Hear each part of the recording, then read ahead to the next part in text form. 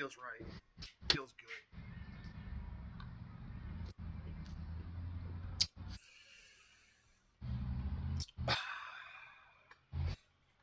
Prodigal son has returned. Okay, so I'm gonna have to go back on my word a little bit. Like whatever it was, 4 or 5 years ago, I took all my videos, moved them over to Rumble because I don't like YouTube. You can put a ton of work and effort into this, and they can overnight, without any provocation or reason or it seems at their whim, take all your content and just destroy it, and you never get it back. It's not that they can like demonetize people, because that's wild. I think anybody that's relying on YouTube money is crazy to me, because they can literally turn your income off like that. But as far as the stuff you create, the content you make, they can literally erase it off the face of the earth. You'll never get it back if you don't have it like backed up on some hard drive or something.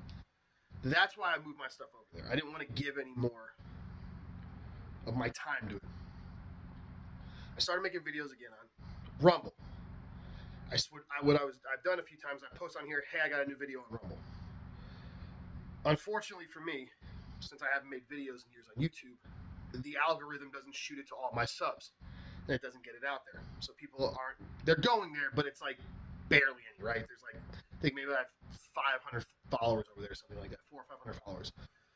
So I got to go back on my word a little bit, because I want to keep making stuff like this, and I want the information just like this channel, the Super Steel Steve channel was before. It's about experimentation. It's about me sharing what I know and learning with you guys and the whole community as a whole. And I enjoy doing that. But I need people to see it. So I'm still going to be posting everything I post here on Rumble as well. But my ideas and what I've seen people do is I'm giving myself a year. So 12 months next January. I'm going to keep posting stuff on here, same videos on here and on Rumble. And in these videos, hopefully it gets out there. I can get to all the subscribers I have on here and tell everyone to move over to Rumble. And then hopefully in a year from now, the word will have gotten out. The majority of people get the idea. They'll go over there. I'll have enough people seeing the videos over there, enough section of my subscriber base here, and then I don't have to do any more videos on YouTube anymore. We can just do it on Rumble. So that's what we're gonna do. So I have to go back on my word. Admonish me. I'm sorry. I just want to make videos and get information out there, because I'm in a different point. I'm in a point in my life, or a point in my life where before I was just a knife guy, right? Like not just a knife guy, but I was a knife guy, and I'm a big metallurgy nerd. I've always been a big metallurgy nerd, and I was taking ideas and hypotheses that I had and then testing them out, and we were seeing what was happening, and it was a lot of fucking fun. Since that's happened, in the last 2 years, I've been a full-time knife maker for about 2 years now. So not all those ideas I had, I now have the ability to put them into practice, and I now have the ability to share that with you. So, I mean, now that I say that out loud, as far as I know, I'm probably the only like edge retention tester, toughness tester guy, like YouTube guy, that's also a professional knife maker. I can control everything myself now, so I can do all sorts of fun shit. Before, we were limited in what steels I could get my hands on from what makers, how they heat treated it, what Rockwell they heat treated it to. All I had control on was edge angle and edge finish, which the end user still does, right? I can manipulate that, and actually I can manipulate that now whereas pretty much all the folders I have, I really don't buy anymore. I mean, knives right now, the money just ends up buying materials for my own knives. But when I do buy a knife, all the time now, unless it's like a Chris Reeve or something like that, I reheat treat, I re-anneal, reheat treat, and then regrind the blades to put them where I want them and give them a better heat treat and give them better Rockwell hardness and give them better cutting geometry. So I'll be able to even do fun stuff like that. Another idea I have, what I'm going to do is I'm going to demonstrate. We'll do a cut test with a steel from, let's say, Spyderco. I'll take the knife, I'll reheat treat it, and then we'll see how can I improve on production level heat treat. So that's a big thing. That's kind of where I want to go with this. Is where I want to start with is what I've learned in being a custom knife maker, a small knife maker, is it's just the nature of the beast. There's limitations in production heat treating, commercial heat treating that I don't have as a small batch custom maker. And I want to demonstrate that and show that because, and I think the best way to do that is to take shit steels that we all thought were just shit because they are shit out there in, you know, the YouTube world, and do them right. Okay. So I did this with M390. I haven't done any videos. I'll do that later. I have a whole list of videos I'm gonna take steels that we don't really budget steels or super steels or whatever steels that we don't that we have a bad rap, and see what they can actually do when you put a good heat treat on them. This isn't me shitting on production heat treats. I just want to show that there is a difference, and to not. It was kind of what I said before when I first got into YouTube. The reason I made that first video was because I learned about the online knife world, which I didn't really know, like, or the YouTube world was a thing. And everybody would say, like, S30V was chippy. And to me, it was weird because I was like, whose S30V is chippy? Because I understood that every company has a different heat treater or method. I didn't know if they did it in-house or whatever. But you can't just make a blanket statement like that. It'd be like, all red wine tastes like shit. No, some red wine tastes like shit, some doesn't. Or all steaks taste like garbage. Like, no, some taste better than others. So that's the reason I did the first video comparing that Benchmade and Spyderco. Was I knew there'd be some difference between the two because they had to be at different Rockwells and whatnot, and that's what led into that. Same thing we're doing here. So the first steel we're going to lead off this my triumphant comeback to YouTube is a steel. Well, not really ubiquitous. A form of it is CPM D2. Now, I made a post on this on Instagram. For those of you that are new, that get to see this channel for the first time, you're like, how's this guy have like one or two videos? How many videos I have left up on here? But there's 5,000 subs or whatever. It's because I did this channel years ago, and I got a bunch of videos, and they're all archived. They're all on my exact same name, Super Steel Steve, on Rumble. So if you see this video, go subscribe to me on Rumble. That's where it's all going to end up. That's my goal, is to stay there. I don't want to come back here. I want to put it all on Rumble. Okay. That's a true free speech platform. There's means of getting your stuff back. It's a better all around platform, and I think it has a better future. So CPM D2. I did a post on this on Instagram. Steve Callari Custom Knives. I'm Steve Callari Custom Knives on Instagram. On Rumble, it's Super Steel Steve. Same number, same logo, same everything. And I said, should I hit some CPM D2 with the Wang Chung, right? Let's hit it with some fucking woozah. And almost all the comments were like, yeah, man, D2 gets a shit rap from China. D2 gets a shit rap from all these bad heat treats. D2. I need to emphasize, CPM D2 and D2 could not be any further from each other. I need people to understand this. And this is proving my point. This is why I want this to happen.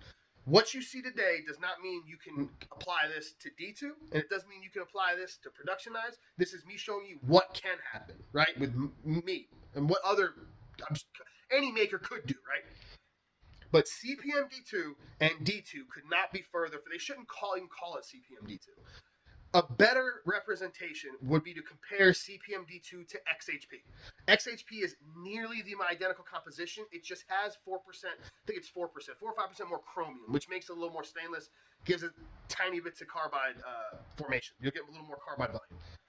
Comparing it to this is the issue is everyone associates D2 with CPM D2.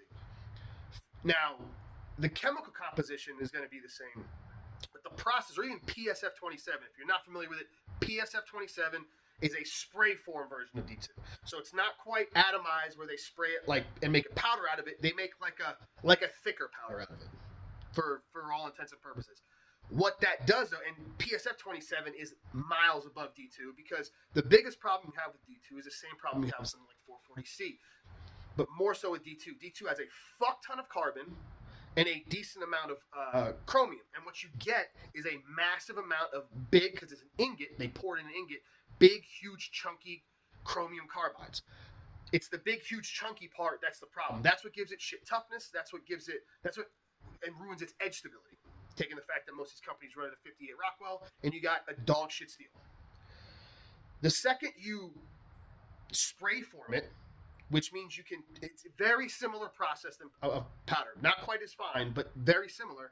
When they spray form it, you get that chromium carbide evenly distributed through the steel, and they become much, much smaller. It's night and day difference. You take CPM D2, it goes even further and then makes them even finer and even more spread out. Now, I propose, I don't have any ingot D2, but I propose, if you look at a Lawrence charts of D2, PSF27, and CPM D2, from D2 to PSF27, the toughness doubles. And I think to CPM D2, it like quadruples or triples. It's a massive jump. Maybe I'll see if I can figure out how to put a diagram up on here. I have an idea that the edge retention will also increase because of the increased edge stability. Smaller carbides, more evenly distributed, allow for the edge to be more even, more uniform, and thus better edge retention because you don't get blowouts at the edge. You don't get big chunks of carbide falling out the edge. I don't know for sure. So even though the carbide volume is technically the same, and it's the same composition, I think how those carbides are distributed, we already know increases the toughness exponentially, right? We go from, I think D2 at like 62 Rockwell has like a toughness of 5 pounds per, 5 pounds on the Sharpie test, and CPM D2 is like 15. So it makes a huge difference in the toughness. I have a feeling that'll make a huge difference at the edge stability. What's edge stability? Edge stability is where strength and toughness meet at the edge specifically. It has more so to do with strength, but toughness also has a role in that. That's really the only place toughness comes into play when we're talking about knives. But we'll get into that in another video. I'm not trying to fucking overwhelm anything. So what I did is I took some CPM D2 and I hit it with my own heat treat, and we're going to do an edge retention test. A good old school, and I'm going to bring them all back, old school edge retention test. So here's the knife. So this is there's no handle on it. This is my tried and true model. It's based off of like a bird and trout knife. It's a 3-inch blade, just 3-inch cutting edge, maybe a scotch over 3-inch blade. 7 1/4 inches overall, 4.5-inch handle. And this is CPM D2. This has got a very tall hollow grind on it, actually. And this is at a little over 64 Rockwell, almost 65 Rockwell. I'm actually going to be debuting this knife. Not debuting, but I'm doing it with a sheep's foot style blade. And the first sheep's foot will be in this and an S60V. I'll be dropping them on Instagram if you like what you see here. So we're going to be testing this one. In my quest to, like I said, I got a lot of stuff I want to compare, but I thought it would be fun to give an example because I don't have all my old data sheets and I don't have all my old stuff. I could find it somewhere, but to give a reference point. Right, so what I'm going to do is I'm going to take this knife and I'm going to sharpen it at 15 degrees per side, and then I'm going to section off. I'm going to do a very simple progression, and I'll get into that in a second. The whole point, because someone's going to come in here, anybody new is going to be like, it's not scientific. That's not the point. First off, I can argue it is a very scientific test, but the point isn't that. All my testing and everything I do is about real-world practical use because I make real-world knives for real-world humans. So catcher tests don't mean fuck all to me. I can get into that one day why I think catcher tests are useless for actual, to extrapolate what your knives can actually do for you. But this is, in my opinion, this stuff like Pete from Cedric and Ada Outdoors, the rope cut tests, Gerald from Outpost 76, these tests that we do I think are much more valuable because they're in a real world environment. Nobody cuts at a fixed motion with a fixed amount of pressure.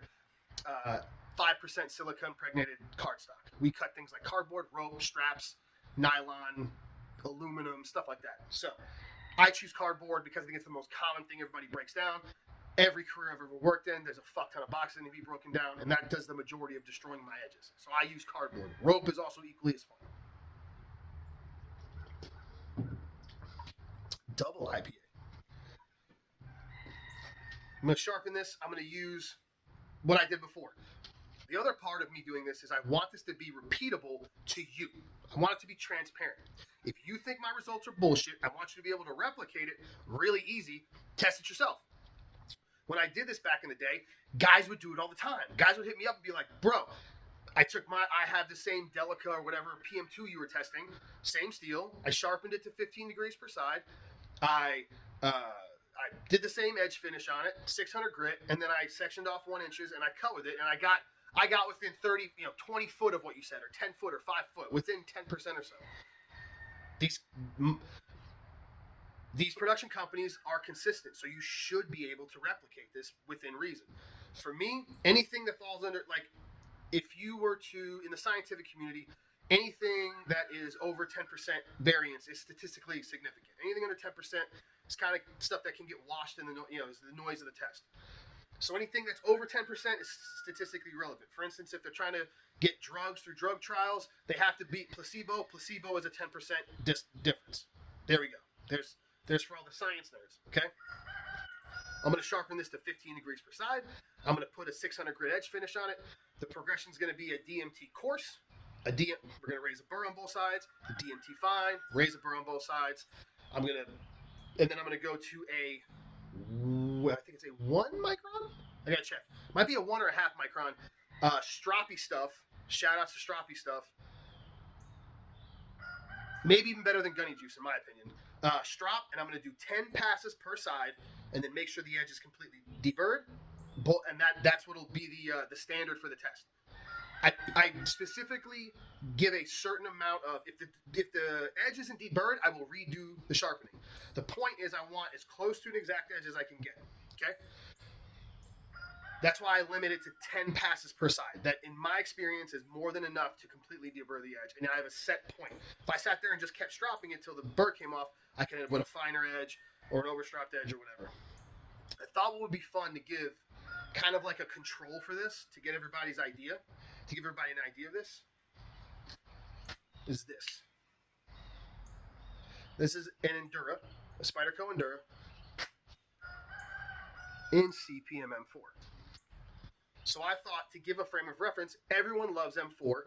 We all agree that Spyderco does, if not the best, if not the best, one of the best, top 2, top 3 production heat treats in the business.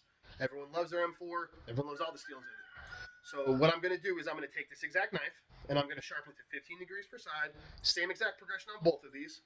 We're going to section off a 1-inch section on both, and we're going to cut with them. And we're going to see how my CPM D2 stacks up against their CPM M4. This isn't, for me, I don't know what's going to happen. I have a feeling it's going to surprise me. I have a feeling they're going to be a lot closer than a lot of people will think, because on paper, this should shit all over this.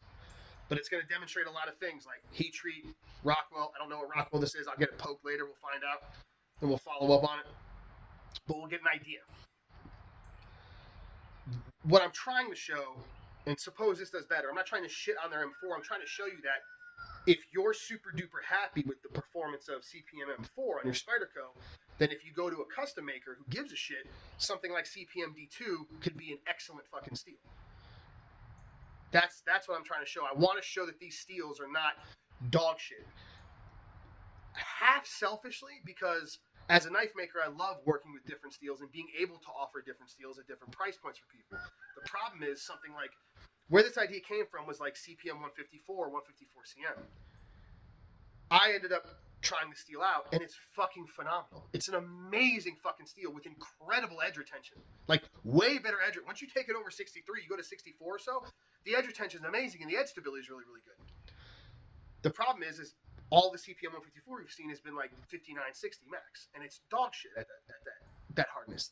There's not enough strength in the steel matrix to give those carbides any shot, so it just acts like dog shit, and nobody wants it. So I was like, man. Matter of fact, there's a guy on Instagram named Steely Toes, just a guy I know, a friend of mine on there, who's been doing edge retention testing. Well, he bought one of my customs in CPM 154, and he does an edge retention test where he cuts like a type of sandpaper. And if you go find him on Instagram, like he has a big, huge. I think he has Steely Toes here on YouTube as well, but he doesn't have a huge following or anything. But if I recall, my CPM 154 at 64 Rockwell either out slightly, like by a few points, outcut or cut as much as Spyderco's Seki City K390, Adelica and K390. That doesn't make any sense, right? Doesn't make sense to fucking anybody. That shouldn't even be possible. They're on two totally other ends of the spectrum. He's an excellent sharpener. I know he knows what he's doing. I don't know the Rockwell hardness. If I had to guess, I would guess that the Rockwell hardness of that K390 is at or below 64. On top of the fact that there's probably a decent amount of retained austenite in that steel, which could be affecting the edge retention and making it cut way under par where it should be. So that's my guess. So as a control, we're going to do some M4. It's going to be fun. I think the results are going to surprise all of us. I haven't done it yet. If for those of you asking, yes, I grind knives very, very thin. So you're probably thinking, oh shit, Steve, isn't the blade geometry going to make a difference? This is thicker, this is thinner. In my experience, if you go look at my Rumble channel, I did it with two identical knives from a company called Manly Knives back in the day. I think it was a 12C27. One was like 15 thou behind the edge. One was like 5 thou behind the edge. They had given me two of them. Well, I bought one and it was too thick, and I contacted them. And they said, hey, we're really sorry. We'll send you a new one and then just take that one and give it away, which I did. I ended up giving it away. But I ran a test to see the difference. They cut identically. I think they were within a few feet of each other cutting, or a few inches of total amount of cardboard cut. Reason for that being is when we're cutting something like cardboard or rope, it doesn't bind up past the shoulder of the edge. So when you're cutting, what matters more when you're cutting through cardboard or let's say rope would be, well, rope would just be the edge geometry, right? Because once it gets above the edge, it just splits. Cardboard would also be stock thickness. How thick, you can actually see this is actually a little bit thicker. This is probably 100 thou. This is about 125 thou. So this actually has thicker blade stock. Thinner behind the edge, but thicker blade stock. When you're cutting something like thick cardboard, it'll bind up behind the edge, and that's where you'll feel it. So blade stock would end up coming in more into play than behind the edge thickness with that. Just like if you were cutting an onion. This is why kitchen knives have to be so thin throughout the whole blade to drop through an onion, because it binds up past where the actual edge bevel is. So technically, if anything, some people think that extra drag is going to put more pressure at the edge. I did a test. I didn't see any difference.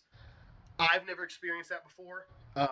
I don't actually think it makes a meaningful difference. Because if there is any difference, it doesn't really show in the data that I've taken. But if anything, this has a thicker blade stock, so this should create more drag. So that should give this steel a little bit of a disadvantage, if for anything. So Spyderco should have Spyderco M4, thicker blades, thinner blade stock, better, higher edge retention steel. It should, for all intents and purposes, this should smoke this. But let's look at what a production heat treat and a custom heat treat does. I want to very quickly point out that this is the worst fucking edge I've ever seen on any knife in history. Okay? I want you to just see. I don't know. I have a hard time believing this was done in Japan, because Japanese people usually are very, have a lot of pride in what they do. So look, do you see that? So you see how thin it is right here? And then it like thickens out over there. Now look at this side. Look at how fucking steep that is. And well, I don't know if you can't really tell here, but it goes out, it recurves in here and comes back out very slightly. You might be able to see it. Let me see if you can see it. It actually curves in here. It's the most horrific edge I've ever seen in my life. I swear even the tip's a little pointier, like he fucking ground it up a little too much. But, so there we go. So we're going to do, this as a control, so we'll see how good CPM D2 stacks up against Spyderco's M4. Again, not shitting, this has nothing to do with Spyderco, it's just, it's to show, to give an example of, next time you go out, and I encourage you to spend your money with custom makers, because you'll get a lot more for your money.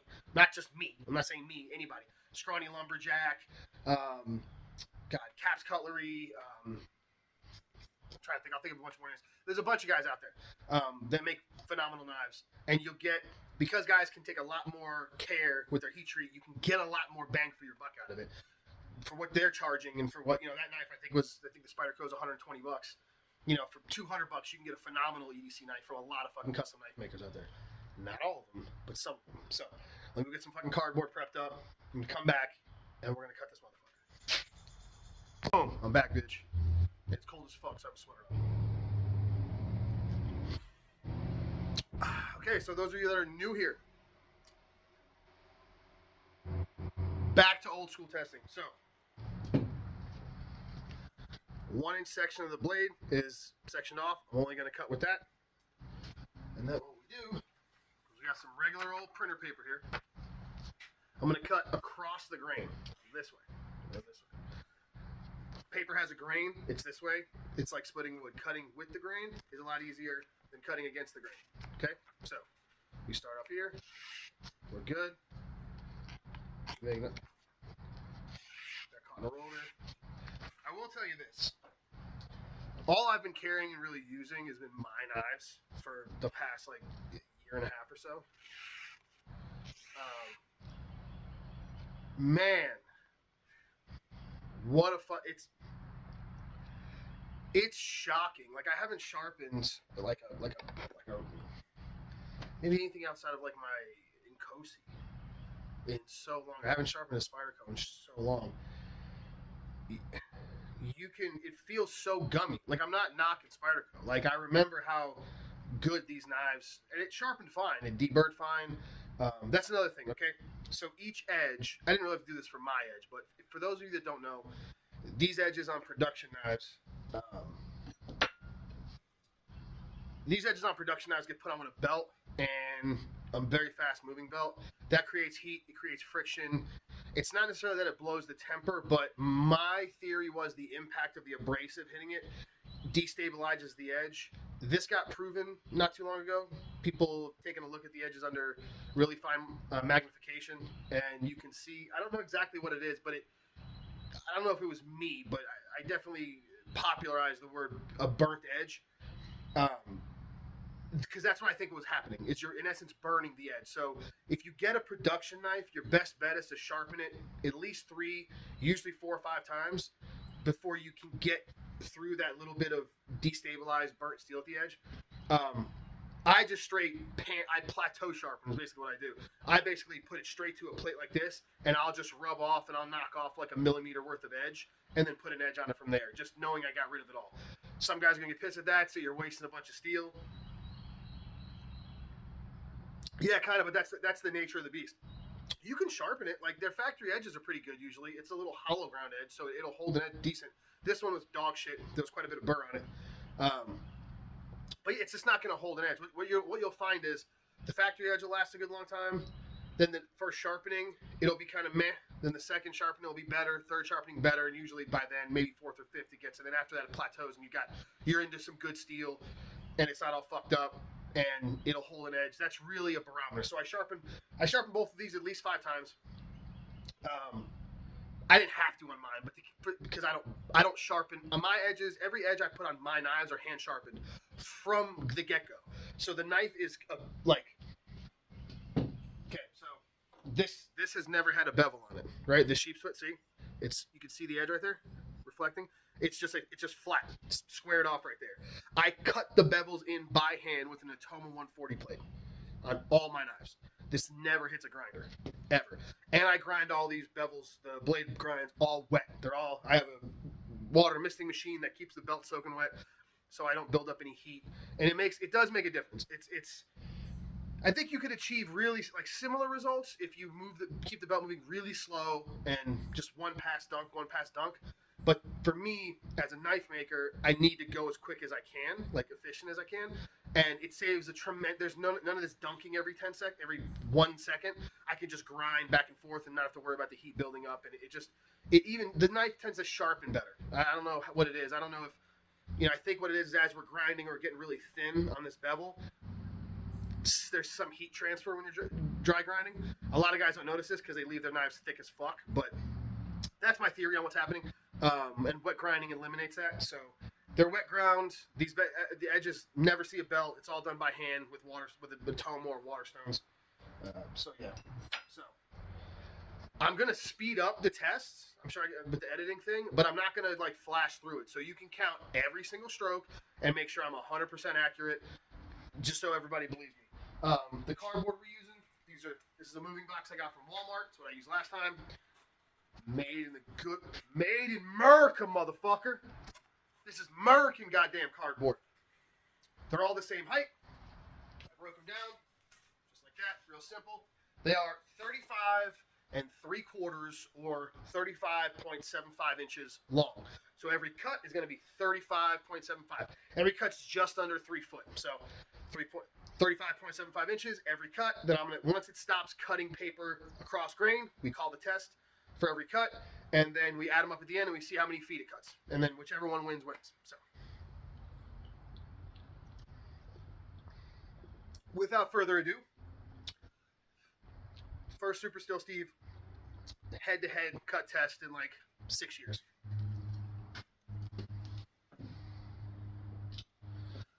We'll do M4 first. So, can you see me? Yeah.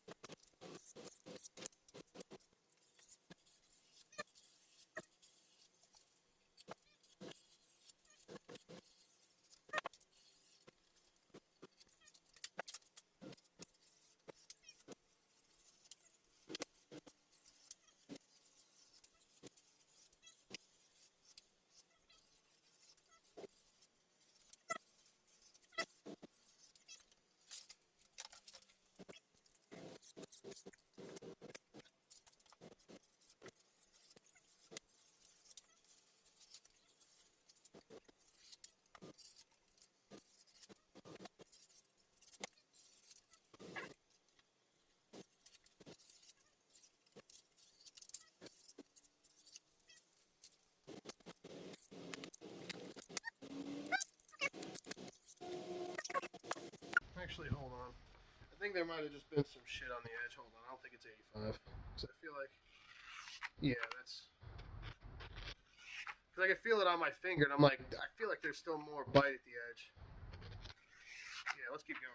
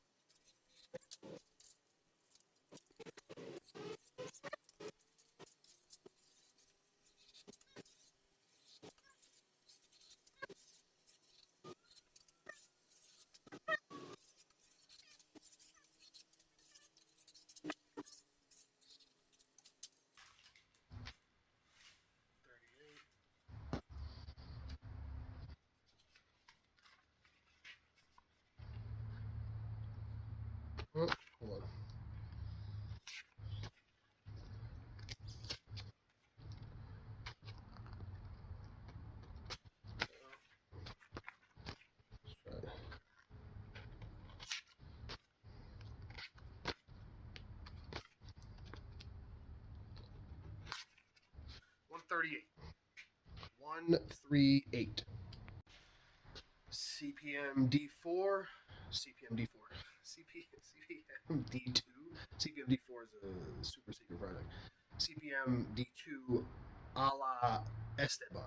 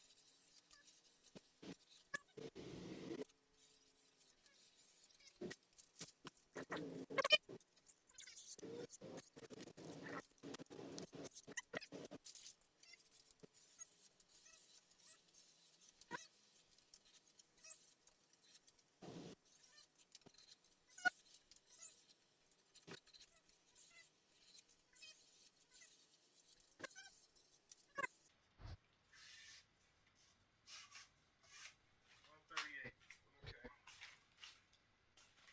138, tied with M4, right? Yep. 138, same as M4.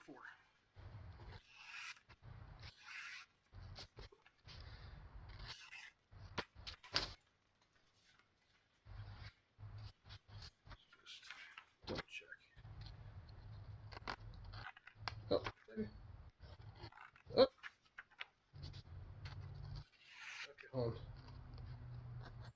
Yeah. Yeah,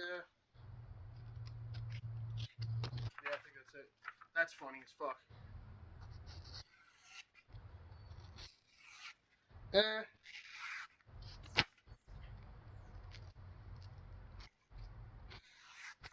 And we're still gonna call it. Okay, so boop. Okay. I stopped the video like that because I don't know how to fucking edit that well. All right, so I just stopped it at 138, 138. Actually, hold on. Balls. Okay, so that went differently than I expected. My prediction was the CPM D2 was going to do like 85, 90% of the M4, which was going to be super impressive to show everybody it's got really, really good edge retention. Another fun fact, you can go look this up on Larry, Knife Steel Nerds website.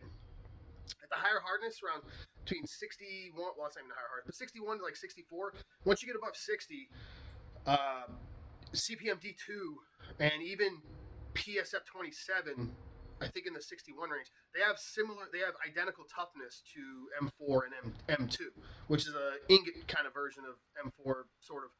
That's also known for good toughness and high hardness. I stopped the test. They both cut. So the M4 blade gave out, like for sure gave out at 138. Right, it was done. The D2 blade, the CPM D2 is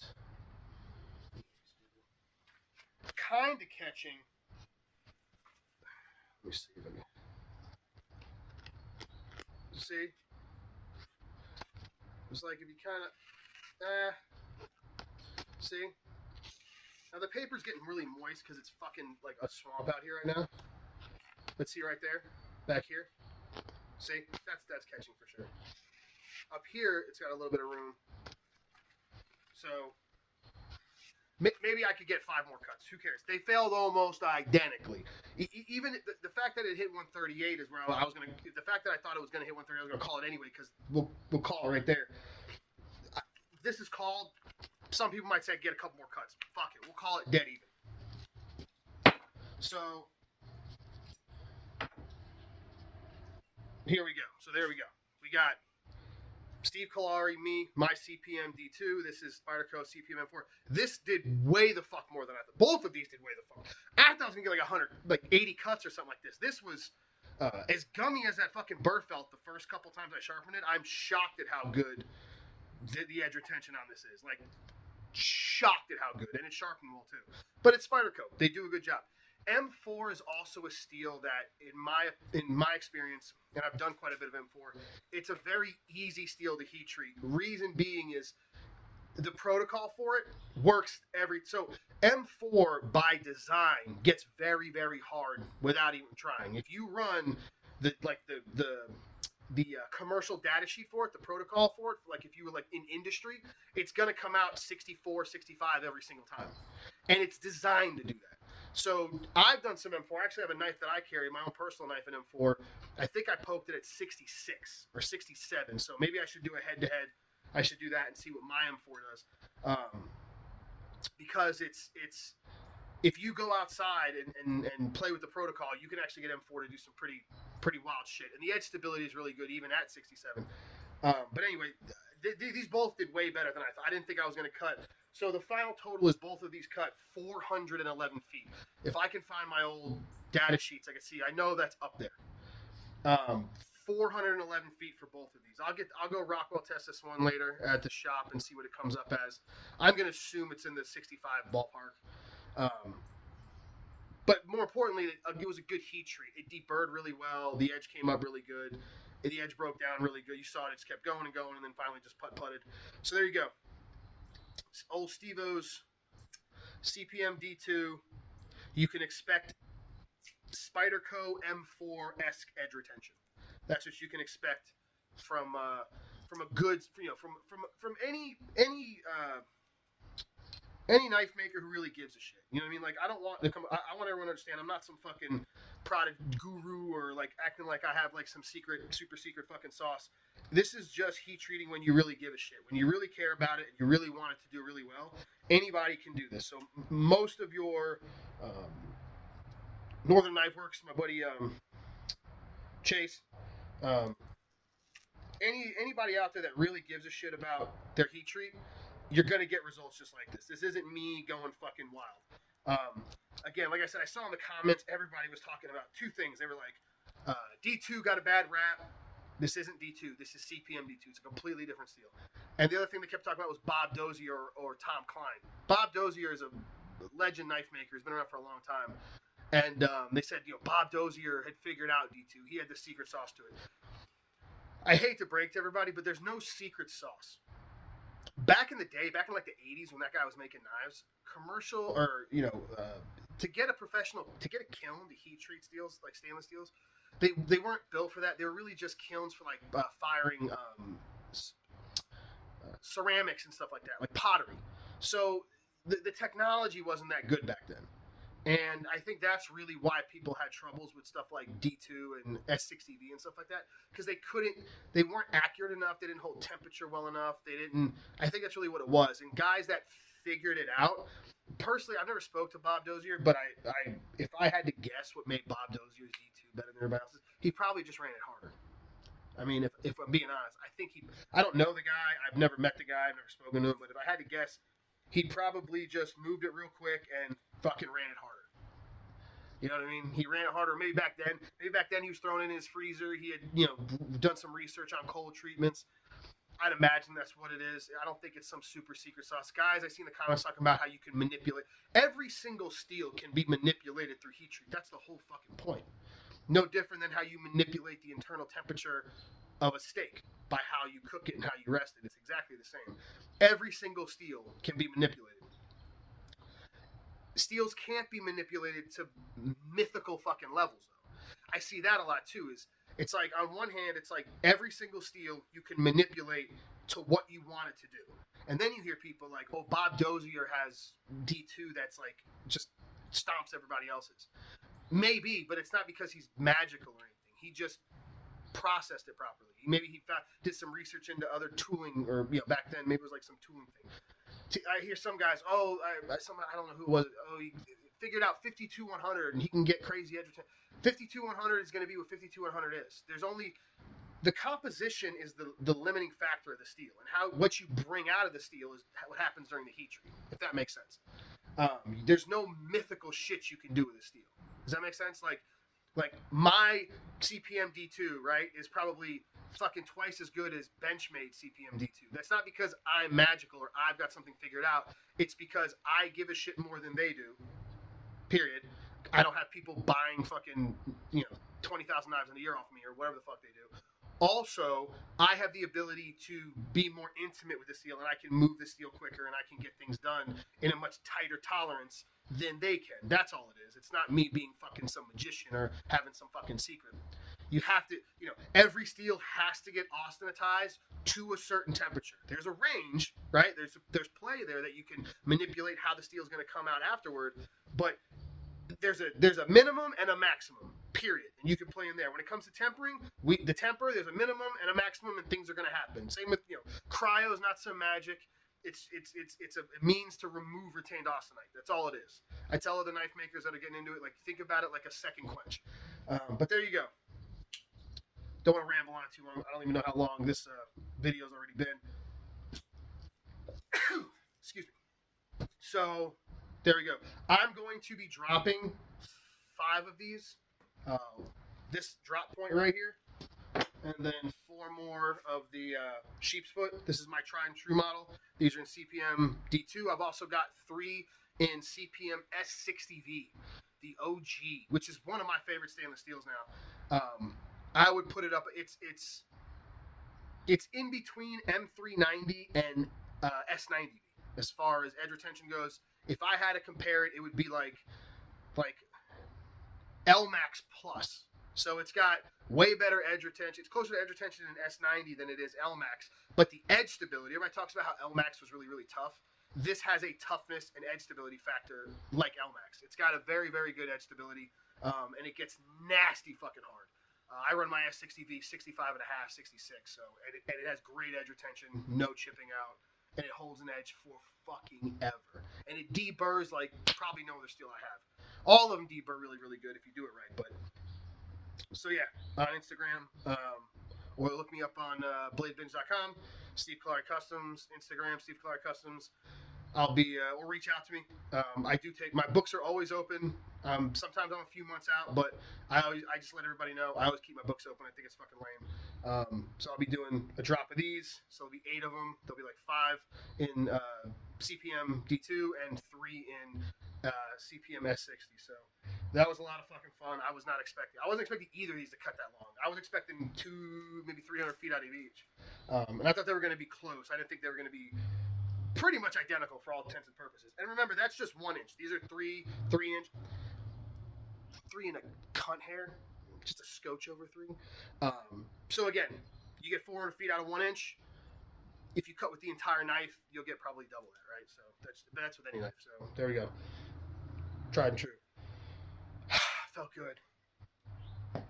If you thought I wasn't going to say it, balls. We'll do this again next week. Rock and roll. Hope y'all have a good weekend.